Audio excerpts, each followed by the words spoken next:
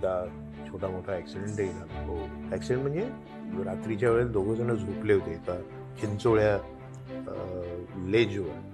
तर महाराष्ट्रातला तो पहिला, महाराष्ट्रातला काय, भारतातला पहिला एवढा मोठा, एवढी मोठी चढाई होती की ज्याला टाइम्स ऑफ इंडियाचा रिपोर्टर वर आम्हाला तर ते आम्ही तयार केलं आणि 2 महिन्यात पुढल्या म्हणजे जानेवारी फेब्रुवारीमध्ये आम्ही महाराष्ट्रभरात सुमारे 54 स्लाईड शो केले. इतकं त्या स्लाईड शोला पॉल नन नावाचा एक थोर क्लाइंबर आला होता.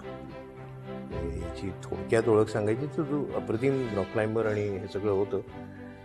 तुमच्या या अख्ख्या ऑडिओ व्हिज्युअलमध्ये एक काही न बोलणारं कॅरेक्टर आहे म्हणून आणि ते अंगावर येणार आहे. कुठलं कोकण कडा. तर त्याच्यातून पुढे प्रदर्शन उभं राहिलं. त्या प्रदर्शनाचं नाव देखील गमतीशीर होतं, तो क्षण, ती जागा आणि मी. खूप पैसे मिळवणे हाही एक वाईट मार्ग आहे आणि त्याचं आकर्षण कधीच नाही. कारण डोंगर चढायचे, तमकं करायचे, ही आकर्षणं जास्त महत्वाची होती. आता त्यातला जो टर्निंग पॉइंट किंवा महत्वाचा घटक असतो तो त्या नावात आला पाहिजे. पण लोकांना कळता कामा नाही तेव्हा नक्की काय चाललंय. गुड राहायला पाहिजे. तो गुड राहायला पाहिजे, ते रहस्यात्मक राहिलं पाहिजे. एका घटनेभोवती फिरत जाते राजीव गांधी यांची हत्या आणि त्यातलं आपल्याला माहिती असलेलं उघड प्रकार म्हणजे LTTEने त्यांना मारलं. तर मी असा विचार करून पाहिला की त्याचे संदर्भ जर बदलले तर काय, एखादा काय थिसिस लिहा किंवा एखादा निबंध लिहा, कादंबरी राहते. कादंबरी याला क्रिएटिव्ह रायटिंग किंवा ललित लेखन जास्त म्हटलं जातं. याचं कारण असं की त्यातलं लालित्य जे नाट्य जे आहे ते त्यातून उभं राहत गेलं पाहिजे. तर कदाचित असं आहे की सकृत दर्शनी मला ते नको होतं, परंतु तो सुप्त भाग तो माझ्याकडे होता आणि त्याला कशाने तरी चालना मिळाली. ती पेपची हाईक असेल, त्यांनी दिलेलं उत्तर फार वेधक होतं. तो म्हणे की गिर्यारोहणात शिखरावर पोचणं याच्यातून कदाचित 5% आनंद मिळतो, पण उरलेलं 95% आनंद तिथे पोचण्यातून मिळतो. उपजीविका. तर आपण जे काही पोटापाण्यासाठी करतो ती जर उपजीविका असेल तर जीविका काय.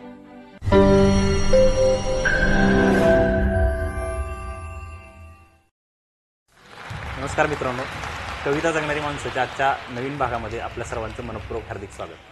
आजच्या या नवीन भागामध्ये आम्ही आपल्या भेटीस एक लेखक घेऊन आलेलो आहोत आणि या लेखकांचं नाव आहे वसंत लमिया. सर, मनपूर्वक स्वागत आपलं या आजच्या भागामध्ये. नमस्कार. आणि मला सुरुवातीलाच विचारायला तुम्हाला आवडेल की नावात एक वेगळी गंमत आहे, एक जादू आहे, वसंत लमिया. तर हे नाव कसं पडलं? म्हणजे मला हा खूप वेळा विचारला जाणारा प्रश्न. हो. मी मूळचा ठाण्याचा, 35 वर्ष ठाण्यामध्ये, आता 34 वर्ष पुण्यात.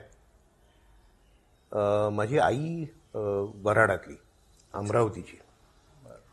तर अर्थात जन्म अमरावतीला झाला.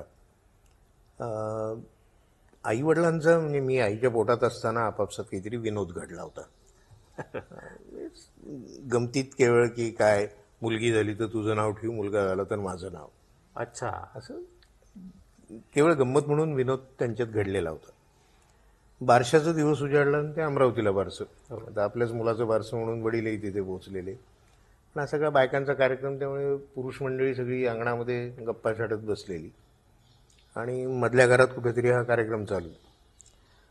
तर आई अगदी ऐत्या वेळेला जेव्हा नाव सांगतात कानात, तर तेव्हा घामाघूम अवस्थेत, घाबरलेल्या अवस्थेत बाहेर आली. म्हणे, अहो माझं काही ठरत नाही आहे, तुम्हीच ठेवा. त्याच्यामध्ये वडिलांकडे जेमतेम अंगणातून निघून मधल्या घरात जाईपर्यंत एवढाच वेळ होता. नाव ठेवायचं आपल्या पोराचं. तर ते सिरियसली विचार करायला लागले की आता काय ठेवायचं. तर वाटेत त्यांना अचानक तो घडलेला विनोद आठवला. हे काही नाही, पाळण्यापाशी गेले आणि वसंत नाव ठेवून मोकळे झाले. ओ. तर आजोबा आमचे तसे मवाळ स्वभावाचे आणि त्यातून जावई पडला, बोलताही येत नाही. बरोबर. त्यामुळे अहो तुम्हाला हट्टच करायचं असेल तर हे याचं पाळण्यातलं नाव म्हणून ठेवा, पण ऑफिशियल नाव काहीतरी वेगळं ठेवा. हो. त्यामुळे हे बघा, एकतर हे माझं काम नाही, तुम्ही मला सांगितलं मी केलं, आता जे आहे तेच म्हणे, ऑफिशियल पण तेच, पाळण्यातलं पण तेच, असं ते वसंत वसंत झालं. वा वा वा वा वा. म्हणजे मला असं वाटतं की महाराष्ट्राच्या आजपर्यंतच्या संबंध इतिहासामध्ये एकमेव तुम्ही असे असाल की अशी माझी समजूत होती. बर. त्यामुळे म्हणजे याच्यात कर्तृत्व माझं काहीच नाही. हो. मी आपलं उगाच कॉलर टाईट करून फिरायचो की आपलं नाव जरा वेगळं आहे. हा म्हणजे एक कळायला लागल्यानंतर मी करायला लागलो की मी आपलं वसंत व्ही लिमय किंवा व्ही लिमय असला उद्योग केला नाही. मी संपूर्ण नाव लिहितो. हो. म्हणजे बाकी काही नाही तर नावामुळे तरी कुतूहल जागृत होतं. अगदी खरं आहे. कारण मी सोशल मीडियाच्या वेळेस तुमचा चेक करायला गेलो मुलाखतीच्या अगोदर तयारीत करता, तर मी सुरुवातीला वसंत लिमये असंच सर्च केलं, ते आलं नाही. ज्यावेळेस मी वसंत वसंत लिहिलं त्यावेळेस ते लगेचच तुमचं प्रोफाईल समोर ओपन झालं. तर निनादराव बेडेकर माहिती नाही आता हयात नाहीत ते, पण निनादराव मला एकदा म्हणाले की अरे बाळ्या हे माझं टोपण नाव. म्हणजे बाळ्या हे पहिल्यांदा घडत नाहीये. म्हटलं म्हणजे? त्यामुळे शिवाजीच्या काळी हाच प्रकार झाला होता. तर भोर वगैरे हा जो भाग आहे त्या भागात कंक मंडळी आहे. ते कृष्णाजी कंक म्हणून शिपाई होता शिवाजीच्या पदरी, आणि महाराजांच्या कुठल्या तरी लढाईमध्ये तो कामी आला, मारला गेला. तर महाराज अर्थात अगदी लगेच नाही पण 1 महिन्यावर 2 महिन्यांनी समाचाराला म्हणून घरी गेले, आणि त्या कृष्णाजीची बायको महाराजांच्या पाया पडायला आली. तर उघड दिसत होतं की ती बाई अवघडलेली आहे, 7वा-8वा महिना, आणि समाचाराला गेल्यानंतर तो एकंदरीतच अवघड प्रसंग असतो, काय बोलायचं. तर महाराज पटकन म्हणून गेले की बाई ग तुझ्या पोटी कृष्णाजी आलाय. आणि योगायोगाची गोष्ट अशी की तिला मुलगा झाला. त्या मुलाचं नाव कृष्णाजी कंक. तर म्हणे हे आधी एकदा घडलेलं आहे, तू 2 नंबर आहेस. बरं म्हटलं, परंतु त्या नावाचं वैचित्र्य, त्यातली गंमत, अमुक तमुक, याचा मला तर फायदाच झाला आहे. अगदी अगदी. त्रास झाला आहे तो थोडाफार आईला झाला. बरोबर. काय आपल्या मुलाचं नाव नाही लिहिता येत वगैरे म्हणून शिक्षणाचा उद्धार वगैरे वगैरे गोष्टी या आईला सहन करायला लागल्या. बरोबर. अशी ती नावाची गोष्ट. याला जोडूनच की मग कधी अशी तुमच्या आणि तुमच्या वडिलांच्या बाबतीत कधी अशी धांदल उडालेली आहे का की एखाद्यानं हाक मारल्यानंतर? नाही, कारण गंमत अशी झाली की अचानक घरात 2 वसंत. हो. त्यामुळे मला टोपण नाव मिळणं हे स्वाभाविक होतं. ते बाळ आणि बाळाचा बाळ्या झाला, आणि ते बाळ्या मला आयुष्यभर पोहणार आहे. तुमचे मला वाटते वर्गमित्र पण तुम्हाला सगळी मंडळी बाळ्या, पोरगी बाळ्या काका म्हणते. आणि महत्वाचा भाग म्हणजे असा की म्हणजे एका मुलाखतीत असं झालं होतं. म्हणजे जुने दिवस, रेडिओवरची मुलाखत, आकाशवाणीवरची. आम्ही कुठल्याशा मोहिमेहून परत आलो होतो ना, IITतले आम्ही 3-4, आणि उषाताई भिडे पागे, आकाशवाणीचे डायरेक्टर, त्या मुलाखत घेत होत्या, त्या गिर्या रोग स्वतः. ती मुलाखत चालू होती, आणि मध्येच माझा शेजारचा मित्र मला खालून लाद घालून, बाळ्या तुझ्याशी बोलतीये ती. कारण त्या बाईने प्रश्न विचारला होता की अरे वसंता, ते मग अमुक काय झालं, कोण वसंता. इतकं माझ्या ते सवयीचं नसलेलं नाव आहे वसंत हे, त्यामुळे टोपण नाव पडणं स्वाभाविक होतं. म्हणजे IITत देखील सुरुवातीला लोकांनी IITत वेगवेगळी नावं ठेवणे, याच्यात मंडळी वाकबगार, तर ते V² असं नाव मिळालं होतं मला सुरुवातीला, अगदी पहिल्या 1-2 आठवड्यात. पण त्यातली काही मंडळी घरी आली, घरी आल्यावर त्यांना बाळ्या हे टोपण नाव मिळालं, ते IITभर तेच झालं. त्यामुळे मी बाळ्या हे टोपण नाव, त्यामुळे तसा नावांचा गोंधळ की वसंत म्हटले मग वडील का मुलगा असं नाही झालं. वा वा, खूपच. म्हणजे त्या नावापाठीमागची जी स्टोरी होती ती आज खऱ्या अर्थानं तुमच्या माध्यमातून आम्हाला समजली. आणि मग तुमचं बालपण सगळं गेलं कुठं? जसं की पहिले 35 वर्ष मला वाटतं मी वाढलो ठाण्यात. अच्छा. त्यामुळे शाळा नाही, प्राथमिक शाळा ठाण्यात, त्यानंतर मोह विद्यालय मॅट्रिकपर्यंत, तिथून रुईया कॉलेज माटुंग्याला, आणि मग तिथे 2 वर्ष केल्यानंतर IIT पवई मेकॅनिकल इंजिनिअरिंग. शिक्षणाचा प्रवास तिथपर्यंत बऱ्यापैकी सरळ झाला असं मी म्हणेन. अगदी खरं. आणि त्यात तुम्हाला आवड जी होती ती आवड अगदी ट्रेकिंगची होती. त्यानंतर तुम्हाला प्रवास खूप तुम्ही केलेला आहे. तुमचे जे पुस्तकांचं लिखाण बघितलं आजपर्यंतचं किंवा तुम्ही जे कथासंग्रह लिहिलेले आहेत त्याच्या माध्यमातून असं समजतं की तुम्हाला फिरायला प्रचंड आवडत होतं. होय. त्याविषयी थोडंसं जाणून घ्यायला आवडेल. नाही, प्रामाणिकपणे सांगायचं तर शाळेच्या दिवसांमध्ये मी मैदानी खेळातला फारसा नव्हतो. अच्छा. नाही, खेळायचो पण खास आवडीनं काहीतरी फुटबॉल खेळतोय, क्रिकेट खेळतोय वगैरे असं नव्हतं. पण रुईया कॉलेजला गेलो आणि मला डोंगरांकडे आकर्षित झालो. हायकिंग क्लब होता रुईया कॉलेजचा आणि ती मंडळी जरा वेगळीच दिसायची. काहीतरी NCCचे शर्ट, कुठेतरी ठिगळं लावलेल्या पॅन्टी, काहीतरी टोप्या घातलेल्या आणि ते उठून दिसायची मंडळी.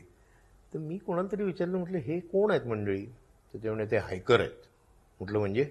तर तेव्हा मला कळलं की असाही काहीतरी प्रकार असतो. तर मग मी पहिल्या नोव्हेंबर महिना 1971 तेव्हा मी पहिल्यांदा डोंगरात गेलो. रुईया कॉलेजच्या हायकिंग क्लबची हाईक होती. चांदण्यात वर चढून जाणे वगैरे वगैरे असं सगळा तो कार्यक्रम होता. तर सुरुवातीला मी उत्साही होता. रात्रीची वेळ, थंड हवा, चांदणं, तसं सगळ्यांच्या पुढे होतो. पुढच्या ग्रुपबरोबर होतो. आम्ही वर जाऊन खाणं पिणं नाश्ता वगैरे असं सगळं झालं. आम्ही काहीतरी 9-10च्या सुमारास निघालो असू वरून खाली उतरायला आणि तिथून नेरळला चालत यायचं. पेब म्हणून किल्ला, विकटगड, माथेरानच्या जवळ. तर परत येताना सगळे गोष्टी एक एक एक एक जाणवायला लागल्या. म्हणजे कोणाची तरी भाडोत्री आणलेली सॅक, तिचे पट्टे काचायला लागले, पायाला ब्लिस्टर आला, सगळे गोंधळ होत गेले आणि मी हळूहळू पुढचा थोडासा मागे करत सगळ्या ग्रुपच्या शेवटी होतो. आणि खालती उतरून त्या टळटळीत उन्हात परत येत असताना डोक्यात हाच विचार होता की कुणी गाढवपणा सांगितला की तंगडतोड करत यायचं आणि त्याच्यातून आनंद मिळतो. हे काही खरं नाही. आयुष्यात पुन्हा मी डोंगरात जाणार नाही असं मी निश्चय केला होता किंवा कानाला खडा लावला होता. पण 2-1 आठवड्यात पुन्हा दुसऱ्या हाईकची नोटीस लागली आणि मी माझ्या नकळत सॅक भरायला लागलो होतो. कारण कुठेतरी ते आवडलं होतं. आणि मग तिथून जी सुरुवात झाली ते मी मागे वळून पाहिलं नाही. कारण सह्याद्री पालथा घालणे, मग ते करत असताना रॉक क्लाइम्बिंग करायला लागणे, मग बेसिक कोर्स, ॲडव्हान्स कोर्स, असे माउंटेनिंगचे हिमालयातले कोर्सेस करणे, मग मोहिमा, असं ते एक वेगळाच प्रवास सुरू झाला. मी प्रामाणिकपणे सांगायचं तर IITतून बाहेर पडताना माझ्या डोळ्यासमोरचं ध्येय वगैरे खूप मोठे शब्द झाले, पण माझ्यासमोरचा विचार स्वच्छ होता. IIT इंजिनिअरिंग हे पोटापाण्यासाठी आहे, पण मला आयुष्यात जास्तीत जास्त गिर्यारोहण करायचं आहे. अशा हेतूनं मी बाहेर पडलो आणि तिथून पुढचा प्रवास सुरू झाला. तर त्यामुळे IITच्या दिवसामध्ये रुईयामध्ये असताना जे काही डोंगरात जाणं घडलं त्याच्यातून एक वेगळीच वाट मला सापडली होती. त्यातून भटकंती वाढली, त्यातून वेगवेगळ्या भागात जाणं, तिथले अनुभव घेणं किंवा डोंगरावर जाणं किंवा गिर्यारोहण करणं, हे सगळ्याची आवड लागली. बरोबर. त्याच माध्यमातून तुम्ही रॉक क्लाइम्बिंग हे अगदी सह्याद्री, युरोप याच्यामध्ये भरपूर प्रमाणात केलेलं आहे. परंतु मला ज्या अधोरेखित किंवा आपल्या प्रेक्षकांना सांगायला आवडेल की कोकण कडा यशस्वीरित्या जर पहिला सर केला असेल 1985 साली तर तो सरांच्या माध्यमातून झालेला होता आणि त्याविषयी थोडंसं. तर त्या काळामध्ये असं होतं की रॉक क्लाइम्बिंगची सुरुवात झालेली होती एक साधारणतः 1970च्या सुमारास. परंतु ते छोटे मोठे कडे चढायचं, तेव्हाची ठिकाणंही ठरलेली होती. कानेरी केव्ज मुंबईच्या जवळ किंवा मुंब्र्याचा डोंगर किंवा सिंहगड, अशा ठिकाणी रॉक क्लाइम्बिंग व्हायचं. परंतु मोठं काहीतरी करायचं याची सुरुवात झाली. गिरीविहार नावाचा क्लब आहे, त्यांनी 1983 साली खडा पारसी चढले. त्याच्या पाठोपाठ 1985 साली एप्रिल-मे महिन्यामध्ये ड्यूक स्नोज झालं आपलं लोणावळ्याच्या जवळचं घाटामध्ये. तर त्या सुमारास म्हणजे माझं इतर उद्योग चालू होते. म्हणजे मी परदेशात जाऊन शिकून आलो होतो आणि मधल्या काळामध्ये मी फोटोग्राफी केली होती कोकणकड्याची आणि डोक्यात विचार हाच होता की हे कधीतरी चढायचं. बरोबर. तर त्या फोटोग्राफ्सवरून शक्यता मला जाणवलेल्या होत्या. तर मी IITच्या क्लबबरोबर बोलून, तेव्हा मी माझी विद्यार्थी होतो 85 साली, तर क्लबबरोबर बोलून आम्ही ती मोहीम आखली आणि 85 सालच्या नोव्हेंबर-डिसेंबर महिन्यात आम्ही त्या चढाईला हात घातला. 12 दिवस आम्ही त्या कड्यावर होतो. तो कडा मी नेहमीच गमतीनं असं म्हणतो की सह्याद्री 3 फोटो मांडा किंवा दाखवा. तर त्याच्यात कोकण कड्याचा फोटो टाळणं अशक्य आहे. बरोबर. इतकं ते सह्याद्रीचं अप्रतिम लेणं आहे. हो. तर सुमारे 3000 फूट खोल कोसळत जाणारा कडा एखाद्या फनेलसारखा आहे आणि त्याचा वरचा जो भाग आहे तो बाहेर आलेला आहे. सुमारे 300 फूट बाहेर आलेला आहे. त्यामुळे जर तुम्ही त्याच्या पायथ्याला असलात तर सापाच्या फण्यासारखं त्या अंगावर येतं. तर त्याच्यावर मार्ग काढणं हे आव्हान होतं. आणि मग आम्ही IIT सराव केला. पुन्हा तेव्हा एक जरा गमतीचा भाग असा होता की तेव्हा एक जरा चुरस किंवा चुरशीचं वातावरण होतं की कोण चढतं. आणि कोकण कड्याचा विषय ड्यूक्स नोट्स करणाऱ्या मंडळींनी काढलाही होता. त्यांचं पुढचं आव्हान कोकण कडा. माझ्या मनात ते 3-1 वर्षापासून होतं. तर म्हटलं हे आत्ता जाहीर नाही करायचं. ही मोहीम आपण गुप्तरित्या राबवूया आणि अगदी हाताशी आलं की आपण डिक्लेअर करू की आपण कोकण कडा चढतोय. त्यामुळे आम्ही वेगवेगळ्या मार्गांनी कोकण कड्याला जातोय हे न सांगता इक्विपमेंट जमा केली. कारण इक्विपमेंटचं तेव्हा खूप वानवा असायची, दुर्भिक्ष होतं. तर तसे रोप गोळा करून वेगवेगळ्या त्या कड्या लागतात त्या गोळा करून असं तो सगळा प्रयत्न उभा राहिला. आणि त्याच्यातून ते चिकाटीने 12 दिवस आम्ही चढत होतो. वाटेत 2-3 ठिकाणी झोपायला लागलो कड्यावर. आणि त्याच्यात एकदा छोटा मोठा ॲक्सिडेंटही झाला. ॲक्सिडेंट म्हणजे रात्रीच्या वेळेला 2 जण झोपले होते एका चिंचोळ्या लेजवर. आणि रात्रीच्या वेळेला अचानक वरून मोठा धोंडा पडला आणि तो त्या लेजवर पडला. त्याचा एक तुकडा निखळला, तो एकाला लागला आणि दगड खालती घरंगळत गेला. तर हे अशा सगळ्या अडचणी वेगवेगळ्या येत गेल्या. पण ते वय तसं होतं, तो उत्साह होता आणि ती चिकाटी होती म्हणून तो प्रयत्न 12 दिवसामध्ये यशस्वी झाला. मला वाटतं भारतातला पहिला एवढी मोठी चढाई होती की ज्याला टाइम्स ऑफ इंडियाचा रिपोर्टर वर आम्हाला रिसीव्ह करायला आला होता. काय सांगता? त्याला त्याची व्यवस्था आम्ही मोटरसायकलवर आणायचं वगैरे वगैरे केली होती. पण आम्ही कल्याण स्टेशनला सगळं आवरून परत पोचलो आणि टाइम्समध्ये बातमी होती की IITच्या विद्यार्थ्यांनी कोकण कडा सर केला.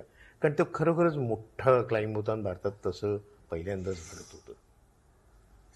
खूपच तुम्ही म्हणजे ते पॅशन म्हणूनच नंतर तुम्ही ते करायला लागला. सुरुवातीला पहिली ज्यावेळेस तुम्ही मगाशी बोलल्याप्रमाणे पहिली ज्यावेळेस तुम्ही मोहीम केलेली होती त्यावेळेस कानाला खडा घेतलेला की परत फिरकायचं नाही इकडे. आणि त्यानंतर प्रवास जो सुरू झाला तर तुम्ही अगदी आत्तापर्यंत खूप मोठा पल्ला त्याचा गाठलेला आहे. एक भाग मला जाणवतो तो असा की आम्ही ते मी वयाचा उल्लेख मगाचपासून 1-2दा केला. त्या वयात एक रोमॅन्टिसिझम असतो. तर मी गमतीशीर शब्द एकत्र वापरतोय, रोमॅन्टिसिझम, चढाई वगैरे वगैरे.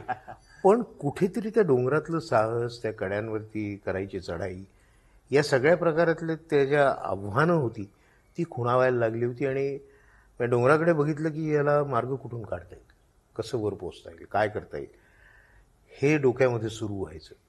तर हा जो काही त्यातला रोमॅन्टिसिझम होता, हे जे काही त्यातलं धमाल होती ती त्या वयामध्ये बरोबर एकत्र जुळून आली. आणि तसे साथी सोबतीही तसे मिळाले की जे ते या प्रयत्नांमध्ये प्रयत्न करायला पुढे हिरिरीने आलेले होते.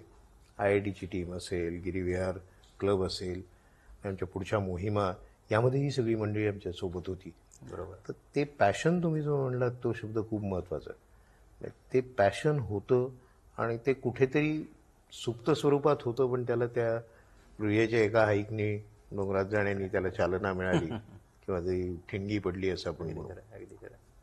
आता हे तुमचं आता ट्रेकिंग आणि रॉक क्लाइम्बिंग विषयी तुम्ही सविस्तर जी माहिती सांगितली ती झाली की आता आम्हाला तुमचा पुढचा अजून एक छंद आहे तो म्हणजे छायाचित्रकार म्हणून. तुम्हाला फोटोग्राफी प्रचंड आवडते आणि मगाशी तुम्ही तो उल्लेख केलाच बोलताना की कोकण कड्याला तुम्ही आकर्षित झाला ते त्या फोटोग्राफीच्या माध्यमातूनच आकर्षित झाला. त्याविषयी जाणून घ्यायला. फोटोग्राफीच्या संदर्भात मला एक सांगावंसं वाटतं की माझे वडील, त्यांचे ठाण्यामध्ये प्रायव्हेट कोचिंग क्लासेस होते. पण ते सगळं सांभाळून त्यांना फोटोग्राफीचा छंद होता. आमचं छोटंसं घर, 450 स्क्वेअर फुटाचं बिराड, 3 खोल्या, त्यातल्या बाहेरच्या खोलीमध्ये क्लासेस चालायचे, पण मधल्या खोलीमध्ये त्यांनी छोटीशी डार्क रूम तयार केली होती.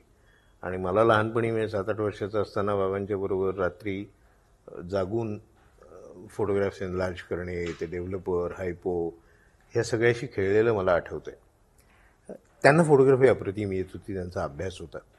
मी काही फारसा सुशिक्षित फोटोग्राफर नाही, परंतु डोंगर चढत असताना किंवा गिर्यारोहणातल्या मोहिमा करत असताना एक महत्त्वाची गरज असते की तुम्ही विशेषतः हिमालयातल्या शिखरांवर की तुम्ही वर पोचलात हे सिद्ध करण्यासाठी फोटो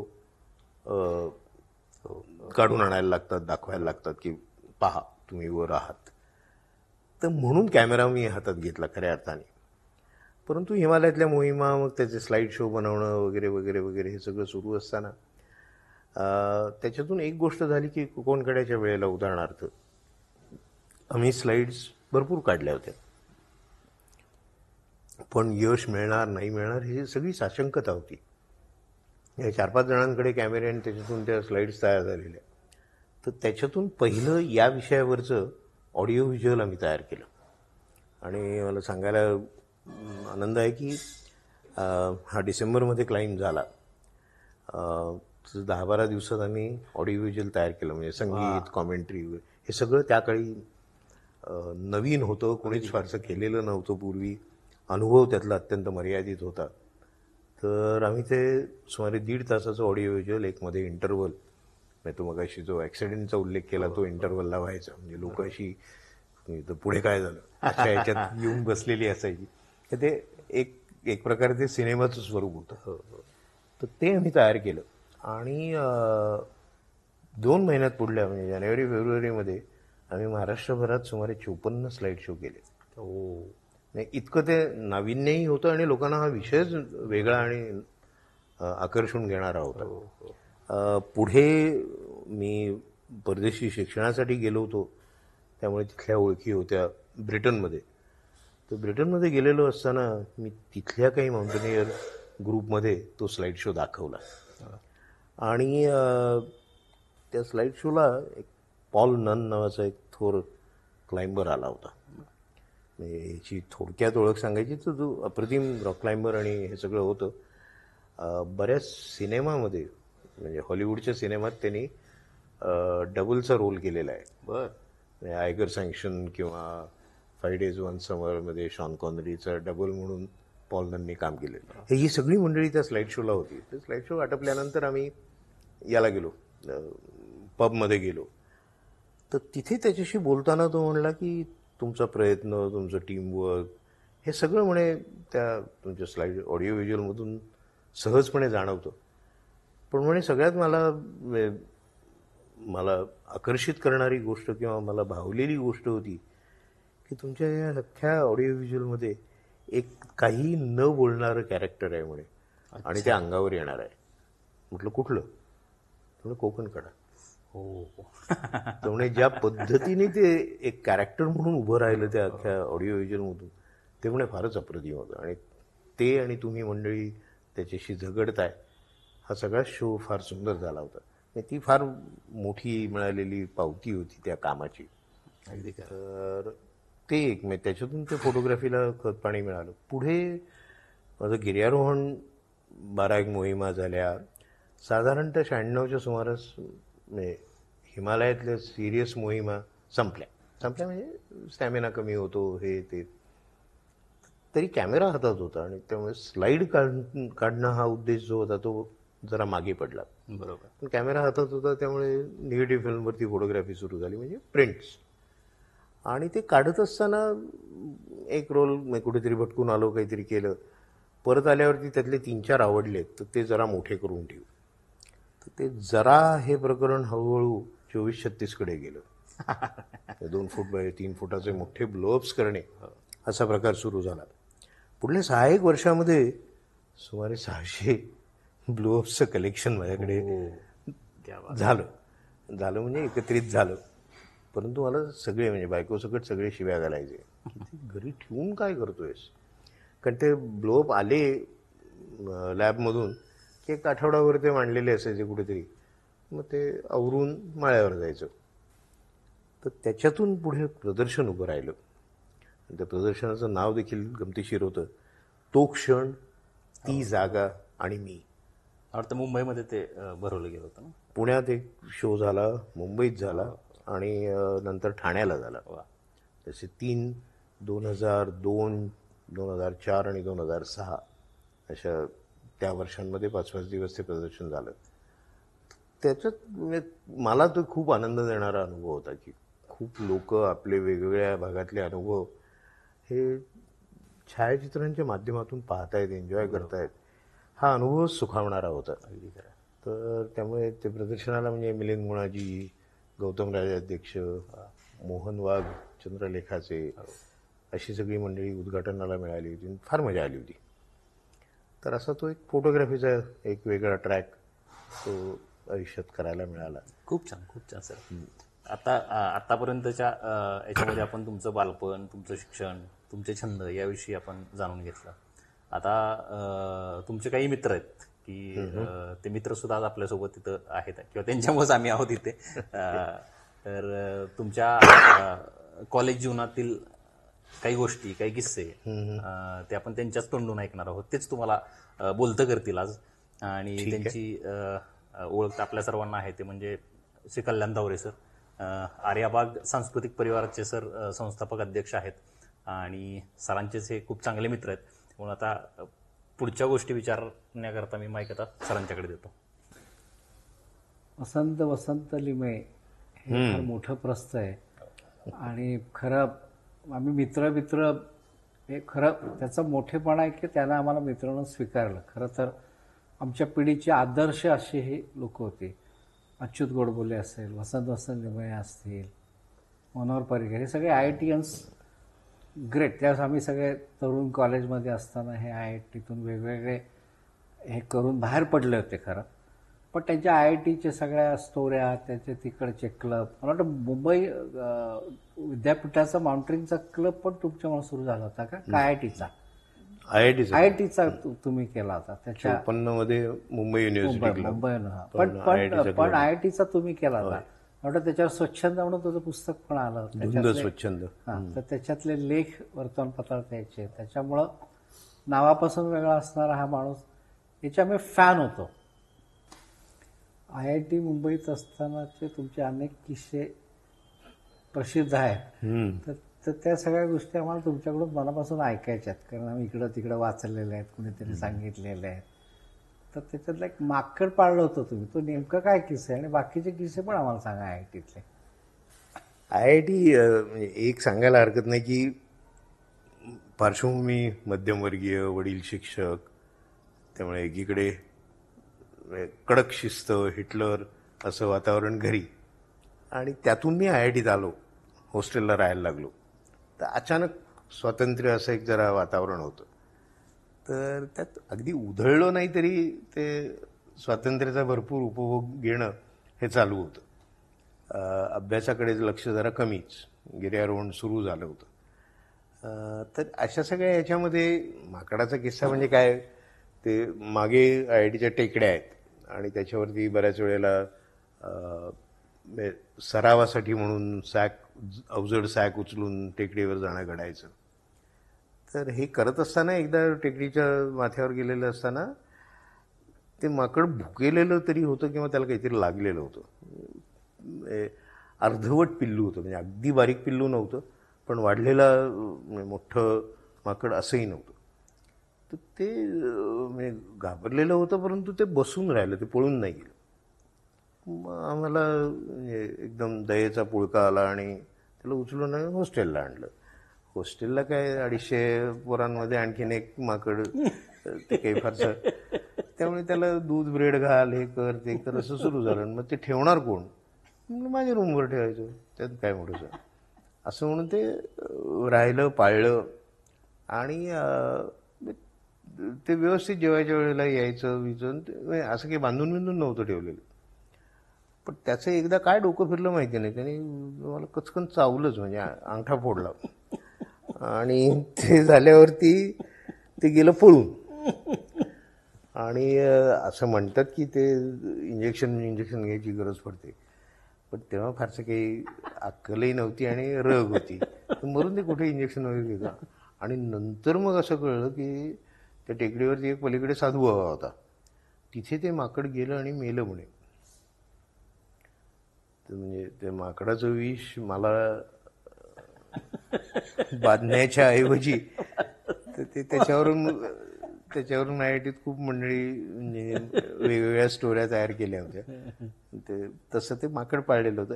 मुख्यतः मी मगाशी जे म्हटलं की ते स्वातंत्र्य अचानक असल्या कारणाने बऱ्याच उचापती चालायच्या. म्हणजे सर्व चोराटी धंदे, सिगरेट पी, अमुक कर तमुक कर हे चालायचं. म्हणजे वडील अचानक आले आणि माझ्या वडिलांना IITतच जॉब होता. म्हणजे ते राहायचे नशिबाने ठाण्याला, पण ते एकदा अचानक उगवले. तर मग काय तर पण ती पोरं सगळी टार्गेट होती आणि ती तयार होती. त्याने धावत पळत जाऊन मला वॉर्निंग देणे आणि दुसऱ्या रूममध्ये नेऊन बसवणे. अरे तुझी रूम बदलली का काय वगैरे इथपासून सगळे धमाल चालायची. तर मग त्या वातावरणात एक भाग असा होता, म्हणजे आता सांगायला हरकत नाही, पैशाची चणचण नेहमीच असायची. काय पॉकेट मनी मिळायचं तो कधीच पुरायचा नाही. तर आम्ही एक आयडिया काढली होती, म्हणजे मीच काढली होती की ठाण्याला आमचा जो कोण धोबी होता तो काय घ्यायचा आहे, कपडे धुणे आणि इस्त्रीचे काहीतरी पैसे घ्यायचा, काय 5 रुपये असतील. तर मी बाबांना पटवलं की अहो मी ते स्वस्तात करून देतो तुम्हाला 3 रुपये. म्हणजे कसं तुम्हाला काय करायचं ते मी देतो. त्या धोब्याला पटवलं आहे, हे केलं ते केलं. तर ते कपडे ठाण्याहून आणायचे, धुवायचे, इस्त्री रूममध्ये करायची आणि वडिलांना नेऊन द्यायचे आणि 3 रुपयावर आणि कमाई. खऱ्या कमाईची सवय तेव्हापासून स्काउटमध्ये असते ना, तशी तेव्हापासून लागलेली. पण असल्या उचापती खूप केल्या. मुख्यतः एक नक्की झालं की ते स्वातंत्र्य भलतीकडे गेलं नाही. म्हणजे काय चरस जोडायला लागले किंवा काहीतरी दारूच्याच मागे लागले किंवा फुकट नाही गेलो, अचरटपणे खूप केले. आणि ते करण्यासाठी पैसे लागायचे. मग ते इकडून मिळव तिकडून मिळव काहीतरी कर आणि त्याच्यासाठी जी काही धडपड करायला लागेल ते करायचा उत्साह होता. आणि त्याच्यात माझ्या मते म्हणजे पुढच्या आयुष्यात येणारे वेगवेगळ्या अडचणी, हे त्याच्यावर मात कशी करायची, हे सगळं शिकायला तिथे मिळालं हे नक्की. कारण आमच्या एका मोहिमेला आम्ही एका मध्य प्रदेश, ओरिसा वगैरे अशा भागातल्या एका नदीच्या काठानी 350 मैल चालत जायचं अशी मोहीम होती, शबरी नावाची नदी. तर त्याच्या 1-2 वर्ष अलीकडे कृष्णा नदीवरती तोच प्रकार जगदीश गोडबोले वगैरे ऐकलेला असेल, आणि त्यांना किर्लोस्करांनी जीप दिली होती. तर आम्ही किर्लोस्करांना अप्रोच झालो होतो आणि आम्ही मनातल्या मनात उड्या मारत होतो की आपल्यालाही किर्लोस्कर जीप देतील, IITची पोरं आणि असं तसं. त्या आयत्या वेळेला नाही म्हणले. तर मग तिथून पुढे 2 ते 3 आठवड्यामध्ये धावपळ करून महिंद्राला गळ घालून महेंद्रची विशाखापट्टणमची एक जीप आणि ड्रायव्हर असं सुमारे 35 दिवस मोहिमेच्या बरोबर आणणं, हे बऱ्याच वेळेला 2 गोष्टी असतात की कुठल्याही मोठ्या गोष्टी साध्य करणे किंवा त्याच्यासाठी धडपड करणे, ह्याच्यात ती मोठी गोष्ट कल्पनेत झेपावी लागते पहिली गोष्ट, आणि मग प्रत्यक्ष तुमचे प्रयत्न.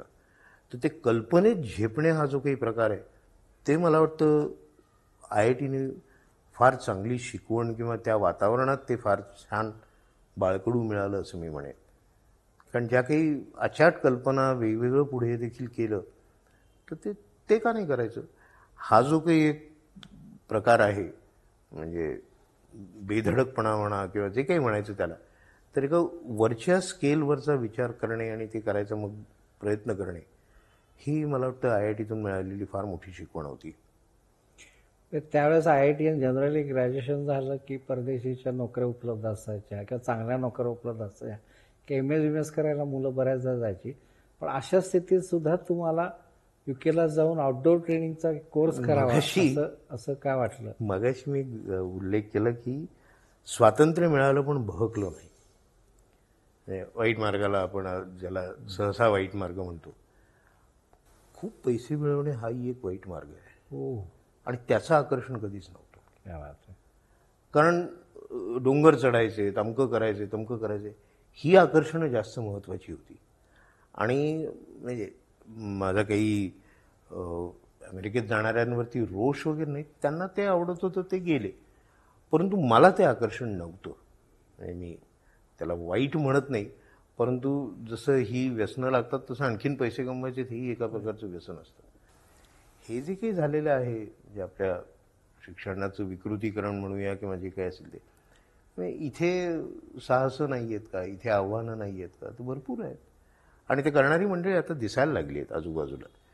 तर हे तेव्हा कुठेतरी डोळ्यासमोर होतं की आपल्याला परदेशात भटकायला जाऊ, पण शिकायला किंवा तिथे पैसे कमवायला किंवा सेटल व्हायला जायचं आहे का, तर नाही. त्यामुळे शिक्षणासाठी मी गेलो. ॲडव्हेंचर एज्युकेशनमधलं मी 1 वर्षाचा डिप्लोमा स्कॉटलंडला जाऊन केला. ते एक अचरट साहस होतं, मोहीम होती, पण ती केली. मग त्याच्यासाठी कर्ज काढलं, ते फेडायला जाऊन सौदी अरेबियात 1 वर्ष नोकरी केली. तर ह्या उचापती करायला खरी धमाल येत होती. आणि एक नक्की की म्हणजे ह्या सगळ्या प्रकारामध्ये प्रचंड आनंद होता आणि त्यासाठी जगायचं हे बऱ्यापैकी आधी ठरलं होतं. आणि ती जी काही उमेद होती किंवा ते जे काही म्हणजे मी सगळ्या यशाचं श्रेय म्हणजे मीच मोठा होतो वगैरे वगैरे नाही घेणं. मला योग्य त्या संधीही मिळत गेल्या, योग्य ती माणसं भेटत गेली. फक्त एक नक्की की तुमच्या मनात जर का काही हेतू असेल, काही इच्छा असेल, काही स्वप्न असतील आणि तुम्ही प्रामाणिकपणे त्याच्यासाठी धडपड करायला तयार असाल, तर तुम्हाला माणसं, योग्य माणसं ही भेटतात, असा माझा तरी अनुभव आहे. आणि बऱ्याच वेळेला असं झालेलं आहे की शेवटच्या क्षणापर्यंत अरे होणार का नाही होणार ही धाकधूक चालू राहते, परंतु कोणीतरी उभं राहतं. आणि हे माझ्या आयुष्यात अनेक वेळा घडलेलं आहे की ज्याच्यातून अनेक साहसं उभी राहील. सर, आता कल्याण सरांनी तुमचा IITचा प्रवास सगळा उलगडला आणि तुमच्या अनेक गुपित स्टोरीज आम्हाला तरी समजल्या, तुमच्या मित्रमंडळींना कदाचित त्या माहीत असतील, किंवा त्यांनी जो आता उल्लेख केला की तुम्ही माकड पाळलेलं होतं हॉस्टेलला, तर त्याचा उल्लेख याच्यामध्ये सुद्धा आलेला आहे. डॉक्टर अच्युत गोडबोले सरांच्या बायोग्राफीमध्ये त्यांनी तो उल्लेख केलेला आहे. त्यामुळे ते मुसाफिरमधून अनेक लोकांच्या वाचनात तर होतंच, आणि आज खऱ्या अर्थानं त्याच्या पाठीमागची बिहाइंड द स्टोरी पाठीमागची ती समजली. आणि आता आपण थोडंसं तुमच्या लिखाणाविषयी आपण गप्पा मारूया. कारण तुम्ही पुस्तकं, कथालेखन वगैरे खूप वेगवेगळ्या पद्धतीनं केलेलं आहे, वेगवेगळ्या माध्यमांच्या माध्यमातून केलेलं आहे. तर आणि तुमची पुस्तकांची नावं सुद्धा फार छान असायची. गजरा, त्यानंतर एका खिडकीची गोष्ट, श्राद्ध, आप्पांची मनी, म्हणजे हे तर नाव अजून मला जरा माकडासारखं जरा काहीतरी वेगळं जाणवते. आणि अजून एक नाव की 2 नाव आहेत की त्याच्यामध्ये पण फार वेगळे पण आहे, ते म्हणजे पार्करचं लाल जॉटर पेन. ते पार्करचा पेन सर्वांनी लहानपणी वापरलेलाच होता, म्हणजे मी पण माझ्या कॉलेजच्या जीवनामध्ये खूप जास्त वापरलेला होता. परंतु तो स्पेसिफिक शब्द जो तुम्ही वापरलाय जॉटरचा पेन, तर तो त्याच्या पाठीमागचं पण रहस्य हे तुमच्याकडून ऐकायला आवडेल. आणि पुढचं आहे ती पार्लेजी बिस्किटाचा डबल पुडा, याविषयी तुमच्याकडून जाणून घ्यायला आवडेल. प्रामाणिकपणे सांगायचं तर लेखन वगैरे हा आपला प्रांत नाही अशी माझी ठाम समजूत होती. आमचा एक मित्र आहे ठाण्याचा, डॉक्टर आनंद नाडकर्णी. तर त्या काळात म्हणजे साधारणतः 90च्या सुमारास, 88-90 त्या सुमारास तो माझ्या मागे लागला होता की बाळ्या तू एवढा भटकलायस, अमुक केलायस, तमुक केलायस, तू लिहित का नाहीस. लिहिणं वगैरे आपल्याला नाही जमायचं. पण त्यांनी पिच्छा सोडला नाही. तो म्हणला तू 2-3 आर्टिकल्स लिही, मग बघू आपण त्याचं काय करायचं. तर मी कसा बसा त्याच्या याला भरीला पडून 3 का 4 लेख लिहिले. तो मला घेऊन निखिल बागळेकडे गेला, महानगर, तेव्हा पत्र मी संपादक होते महानगरचे.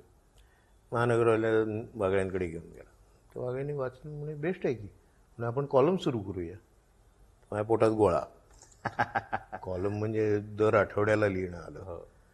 तर मी त्यात पुन्हा चॅप्टरगिरी केली. म्हटलं अहो ऑल्टरनेट वीकला कॉलम नाही येऊ शकत का, चालेल तसं करू आपण. त्यामुळे ऑल्टरनेट गुरुवारी तो कॉलम सुरू झाला, धुंद स्वच्छंद या नावाने. आणि ते लेखन सुरू झालं. आणि ते कॉलम असल्या कारणाने प्रामाणिकपणे सांगायचं तर माझ्याकडून झालं. ते जर का सलग मला तेव्हा लिहायला सांगितलं असतं तर माझ्याकडून झालं नसतं. परंतु ते लेख होते 2 आठवड्यातून एक लेख लिहायचा आहे, जमत आहे. ते परीक्षेच्या वेळेच्या सवयी होत्याच, म्हणजे ते वर्षभर किंवा महिनाभर अभ्यास करायचा नाही, शेवटच्या आदल्या रात्री जागून ते संपवायचं, त्या सवयी चालूच होत्या.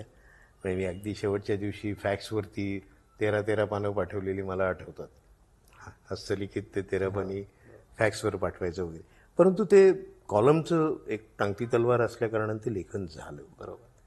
ते 30 लेख झाले. मग त्याचं ग्रंथालयाने द्वंद्व स्वच्छंद याच नावाने पुस्तक केलं. पण तरी देखील डोक्यातली ती संकल्पना ठाम होती की लेखन वगैरे हे नैमित्तिक होतं, जे महानगरमधले लेख होते ते. पण ललित लेखन वगैरे आपला प्रांत नाही, अशी मी ते तो किल्ला काही मी अजून सोडलेला नव्हता. तर त्याच्यामध्ये असं झालं की एक थोडे पार्श्वभूमी सांगायला पाहिजे की घरी वडील शिक्षक, इंग्लिश त्यांचं चांगलं, इंग्लिशचे क्लासेस होते, तर खूप चांगलं इंग्रजी कानावरून गेलेलं होतं. साहित्याची आवड होती वडिलांनाही होती, त्यांच्यामुळे वाचनाची मला आवड लागली. पण हे सगळं करत असताना मराठी, इंग्रजीकडे फारसा मी वळलेलो नव्हतो. माझा आळस असेल कदाचित. पण IITत गेल्यानंतर एक झालं की अंगावर अचानक इंग्रजी कोसळलं. बरोबर. ते माध्यमच इंग्रजी माध्यम आणि खऱ्या अर्थाने इंग्रजी माध्यम, म्हणजे रुईया कॉलेज हेही इंग्रजी माध्यम होतं, पण त्याला लोक तेव्हाही भटी कॉलेज म्हणायचे. त्यामुळे फक्त परीक्षेच्या वेळेला इंग्रजी लागायचं, पण वर्षभरात काही इंग्रजीचा गंध असायचा नाही. तर त्या प्रकारात IITत गेल्यानंतर इंग्रजी वाचन सुरू झालं. आणि तेव्हाचे आवडलेले लेखक फ्रेडरिक फोर्सेथ, जॅक हिगिन्स किंवा रॉबर्ट लुडलोम वगैरे असे जे थरार कादंबऱ्या, थ्रिलर लिहिणारी मंडळी, त्यांचं लेखन खूप आवडलेलं होतं. तर तो भाग आणि त्याच्यातून पहिली कथा, म्हणजे गजरा ही असंच एक झटका आला म्हणून ती कथा लिहिली, पण ती एका अर्थाने रूपक आहे.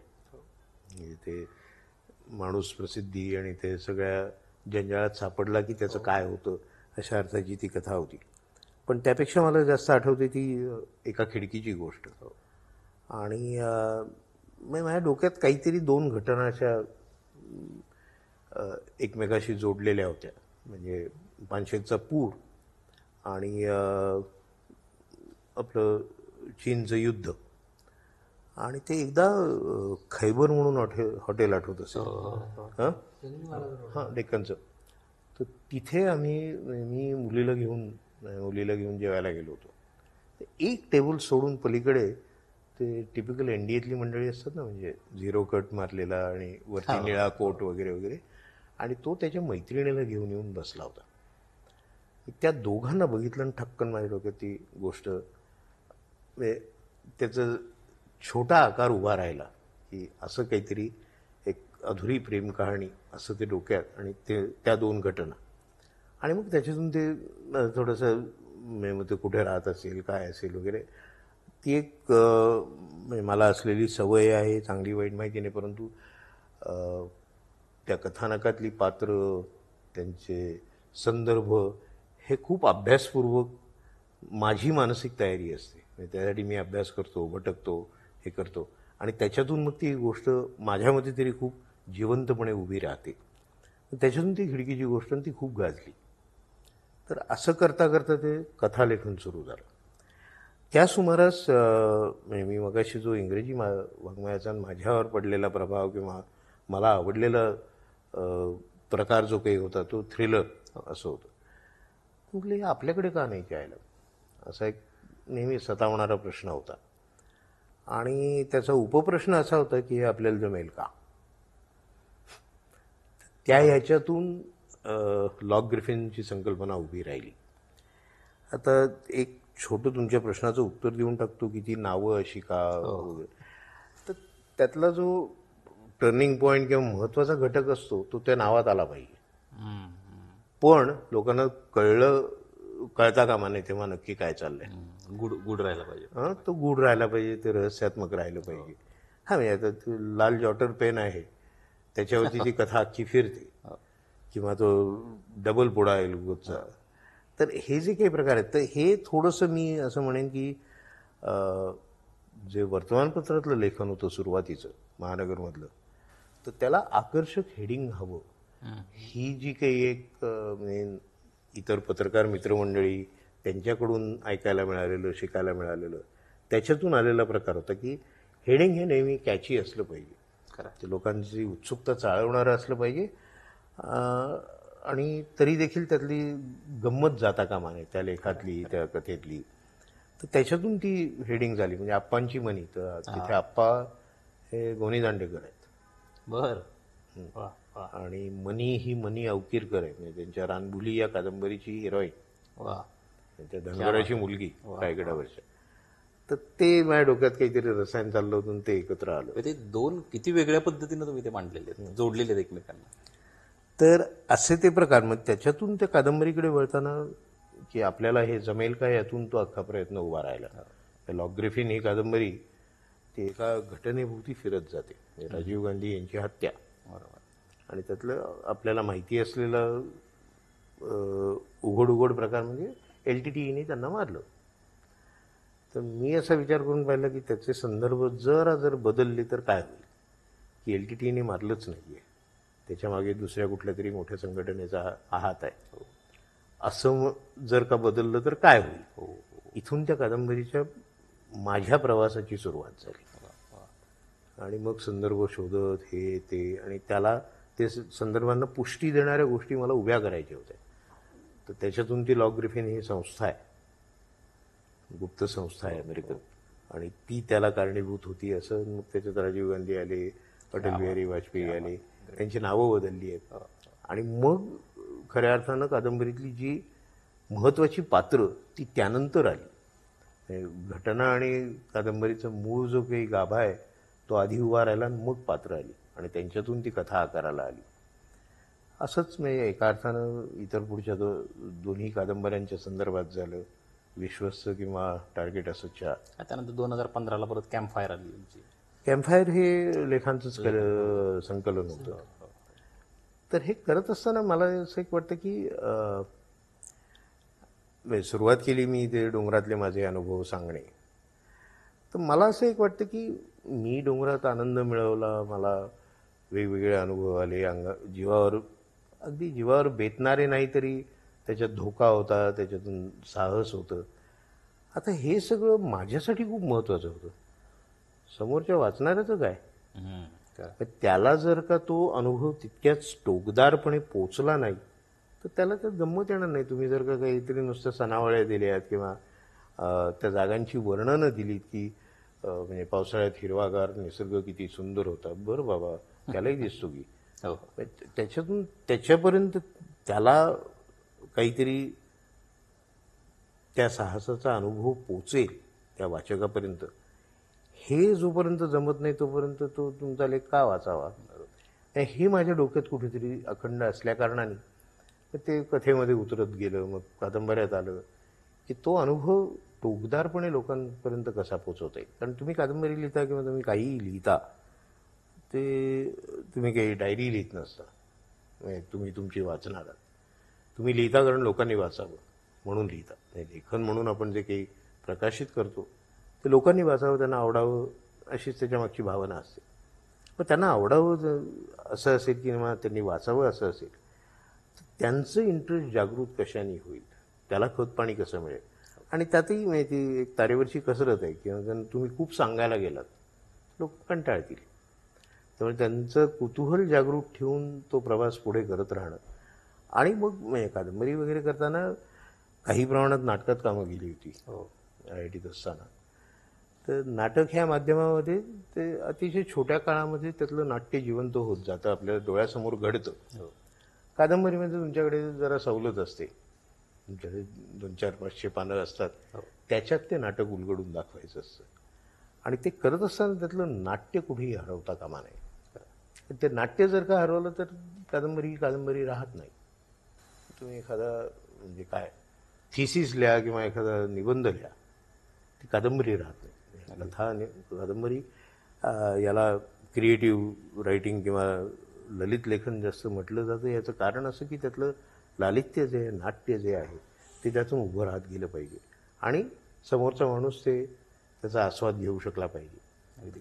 तर हे कुठेतरी त्या प्रवासामध्ये शिकत जायला मिळालं.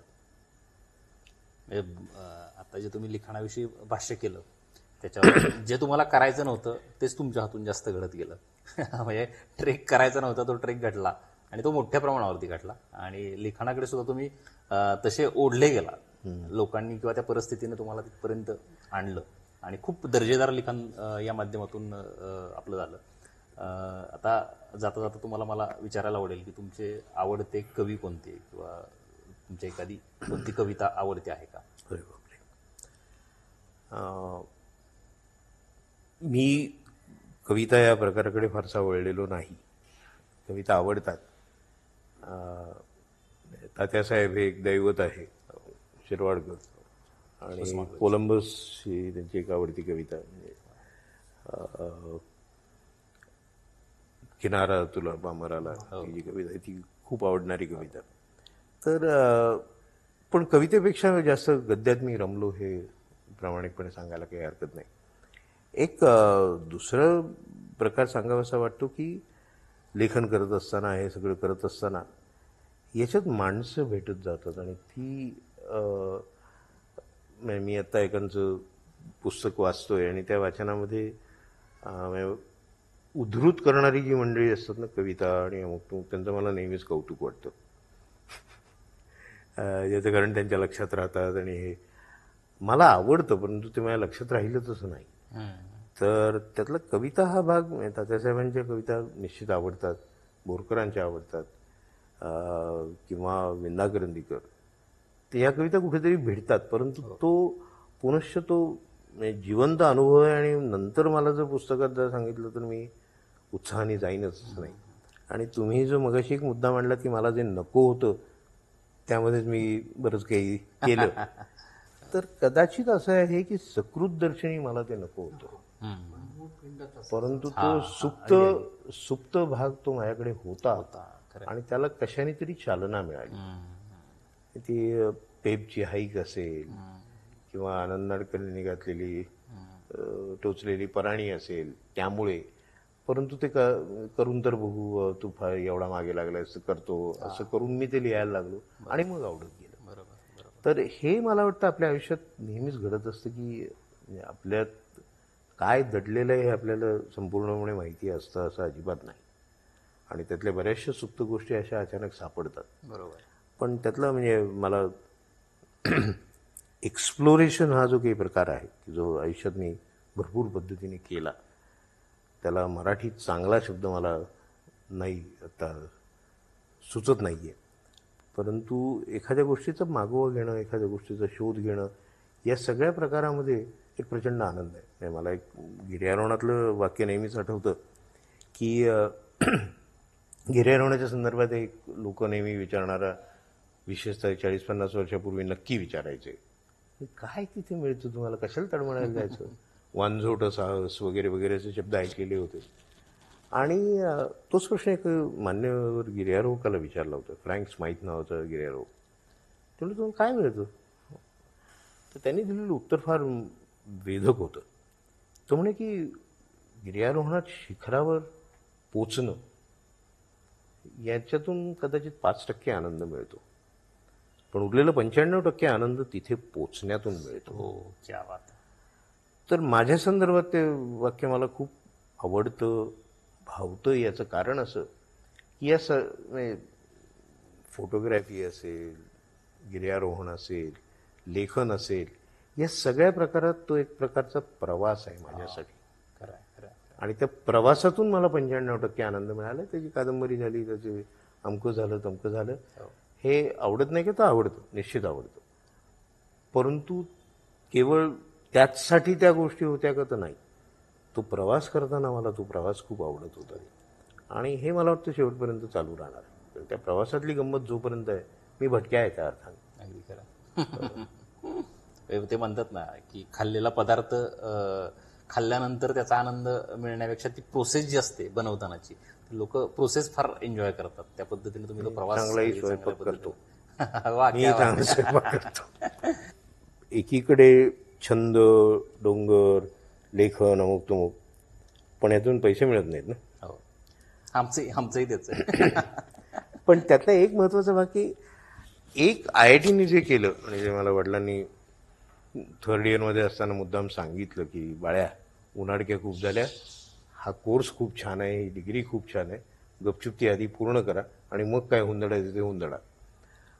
ते मी ऐकलं भावांचं आणि त्याचा आयुष्यात निश्चित फायदा झाला. कारण बऱ्याच वेळेला असं होतं की मी काहीतरी सांगतो, त्यानंतर समोरच्या माणसाचं पटकन आय आय टीचे आहेत ते, अरे त्याचा आणि मी काय सांगतो याचा काही संबंध आहे का? पण नाही, लोकांना ते खूप महत्त्वाचं वाटतं, त्यांचा मुद्दा आहे. परंतु एक नक्की झालं की त्या आय आय टीने एक इन्शुरन्स पॉलिसी दिली. काही पडझड झाली, धडपड झाली, काय बाबा आय आय टीची डिग्री खिशात आहे. पण हे करत असताना मुलांच्यासाठी साहस शिबिरं ऑर्गनाईज करणे अशी सुरुवात 78 साली माझी झाली. आम्ही ते करणारे पहिली मंडळी होतो. त्यानंतर माझी मी एका कंपनीमध्ये पार्टनर झालो, ब्रिटिश कंपनीत, हाय प्लेसेस नावाच्या. 4 ब्रिटिश पार्टनर आणि मी. तर त्यात कल्पना साधी सोपी होती की ब्रिटिश क्लायंट ग्रुप्सना भारतीय हिमालयात ट्रेकिंगसाठी घेऊन यायचं, अशी ती कंपनी. त्याच्यात मी काम करायला लागलो पार्टनर म्हणून. आणि ते करत असताना त्याच्यातल्या 2 पार्टनर्सकडून हेच अनुभव मॅनेजमेंट डेव्हलपमेंटसाठी वापरता येतात असा त्यांच्याबरोबर असताना मला शोध लागला किंवा तो अनुभव मिळाला. मी दरवर्षी तिथे मार्केटिंगमध्ये मदत करण्यासाठी जायचो. तर ते करत असताना त्या 2 सहकाऱ्यांकडून मॅनेजमेंट प्रोग्राम्सवरती मला काम करायला मिळालं. ते करत असताना इथे भारतात आम्ही कॉर्पोरेट क्लायंटसाठी पहिला तशा धर्तीचा आउटडोअर मॅनेजमेंट डेव्हलपमेंट प्रोग्राम 87 साली केला. आणि त्यानंतर म्हणजे ती हळूहळू आम्ही तेच करायला लागलो. म्हणजे ज्या ब्रिटिश कंपनीत मी पार्टनर होतो त्यातून 91 साली बाहेर पडलो. पण तो आम्ही मॅनेजमेंट प्रोग्राम्स आम्ही म्हणतोय तेव्हा मी आणि माझी पत्नी मृणाल परांजपे, आम्ही दोघेही पहिल्या प्रोग्रामपासून एकत्र होतो आणि ते प्रोग्राम्स करायला सुरुवात केली. आम्ही वर्षात 2-3 प्रोग्राम अशी सुरुवात केली 87 साली. ते आता आम्ही सुमारे 750 ते 800 प्रोग्राम वर्षात करतो. तर हे सुरुवातीला करायला सुरुवात केली तेव्हा कुठेतरी कॅम्प लाव, कुठेतरी रिसॉर्टमध्ये कर, सिंहगडावरचं टिळक बंगला किंवा MTDCचं रिसॉर्ट आमच्याकडे होतं. पण हे करत असताना हळूहळू जाणवायला लागलं की आपलं स्वतःचं सेंटर असायला पाहिजे. तर ते 2004मध्ये गरुड माची म्हणून ट्रेनिंग सेंटर सुमारे 50 एकरावरती आहे, बांधलेलं आहे. ते ताम्हिणी घाटात आहे. 200 जणांची तिथे राहण्याची सोय आहे, राहण्या खाण्याची सोय आहे. 7 ते 8 प्रोग्राम्स तिथे एका वेळेला चालू शकतात. तर असं सेंटरची उभारणी 2004मध्ये झाली. ती त्याचं डिझायनिंग आणि हे मृणालनी केलेलं आहे, बायकोने केलेलं आहे. आणि ते करिअरची ती एक पॅरल बाजू चालू राहिली. आणि तो एक वेगळं साहस होतं. कारण म्हणजे साहसी अनुभवातून आम्ही कॉर्पोरेट मॅनेजर्सना नेतो, परंतु त्यामुळे तुमचं काय होतं, तुम्हाला काय शिकायला मिळालं याचा पाठपुरावा करत असताना बरीच मॅनेजमेंट प्रिन्सिपल्स ही उलगडता येतात हे कुठेतरी लक्षात आलं. ते आम्ही शिकलो आणि ते कॉर्पोरेट जगताला द्यायला लागलो. तर अशा धर्तीचे प्रोग्राम करणारे आम्ही भारतातले पहिलेच होतो 87 साली. आणि त्यानंतर जी काही सुरुवात झाली आणि हळूहळू ते वाढत गेलं. ते मी म्हटलं असं 2-3 प्रोग्रामपासून 800 प्रोग्रामपर्यंत मजल मारलेली आहे. करोना येऊन गेला पण तरी काही जेवढा चिमटा बसायचा तेवढा सगळ्यांनाच बसला, तो आम्हालाही बसला. परंतु त्यांनी ते कोलमडलं नाही. तर ते अप्रतिम जागी ते सेंटर आहे गरुड माची म्हणून. गरुड माची खूप लोकप्रिय आहे, म्हणजे नावाजलेलं सेंटर आहे. तर ते आम्ही चालवतो. पोटापाण्याचा उद्योग काय तर तो, परंतु तो देखील याच लाईनीतला आहे, त्यामुळे तो काम करतोय असं वाटत नाही. तिथेही त्या प्रोग्रामवरही मजाच येते आणि त्याच्या जोडीनं उद्योगही होतो. तर ही जी काही सांगड घालता आली, म्हणजे मला एक वाक्य आठवतं नेहमी अशा विषयावर बोलताना, ते असं की आपण पोटापाण्यासाठी जे काही करतो त्याला काय म्हणतात, एक शब्द काय मराठी, उदरनिर्वाह, उपजीविका. बरोबर. तर आपण जे काही पोटापाण्यासाठी करतो ती जर उपजीविका असेल तर जीविका काय. आणि ते जर का तुम्हाला सापडू शकलं तर या दोन गोष्टींची सांगड घालता येते. म्हणजे हाय प्लेसेस, मॅनेजमेंट प्रोग्रॅम्स ही फक्त उपजीविका आहे का माझ्यासाठी? नाही, ती जीविका देखील आहे. म्हणून त्याची सांगड आणि त्याच्यामधलं संतुलन राखता आलेलं आहे आणि ते एन्जॉयही करता येतं, आनंदही मिळतो. तर त्याच्यात मी डोंगरातही जातो, त्याच्यात मी लोकांबरोबर गप्पाही मारतो, शिकवतो, असं सगळं ते एकत्रितपणे येतं. त्यामुळे बऱ्याच वेळेला आपण उपजीविकेचे इतके मागे लागतो की आपली जीविका विसरतो किंवा आपल्याला सापडतच नाही. या जर जीविका सापडली आणि या दोन गोष्टींची सांगड घालता आली तर मला वाटतं आपण धमाल करू शकतो आयुष्यात. खूपच महत्त्वाच्या टॉपिकवरती आपलं डिस्कशन झालं. उलट कल्याण सरांनी ते गरुड माची हा उल्लेख केला आणि त्याच्या माध्यमातून तुमचे वेगळे विचार, म्हणजे मला माझ्यासाठी तर उपजीविका आणि जीविका ही गोष्ट खूप शिकण्यासारखी आहे आणि नक्कीच याचा येणाऱ्या भविष्यावरती खूप चांगल्या पद्धतीने परिणाम होऊ शकतो. सर मनापासून धन्यवाद, तुम्ही आमच्या विनंतीला मान देऊन या मुलाखतीचा भाग झाला. म्हणजे कल्याण सरांचे पहिले आभार मानले पाहिजेत की त्यांच्या माध्यमातून तुम्ही मिळालात आणि खूप चांगल्या गप्पा झाल्या आपल्या. धन्यवाद. फोटो घे. मित्रांनो, आजचा भाग कसा वाटला हे आम्हाला कमेंट करून नक्की सांगाल. आणि आजचा हा भाग जर तुम्ही आमच्या यूट्यूब चॅनलला पाहत असाल तर कविता जगणारी माणसं च्या यूट्यूब चॅनलला लाईक, शेअर आणि सबस्क्राईब नक्की करा. आणि हाच भाग जर तुम्ही फेसबुकच्या माध्यमातून पाहत असाल तर आमच्या फेसबुक पेजला लाईक, शेअर आणि फॉलो नक्की कराल. धन्यवाद.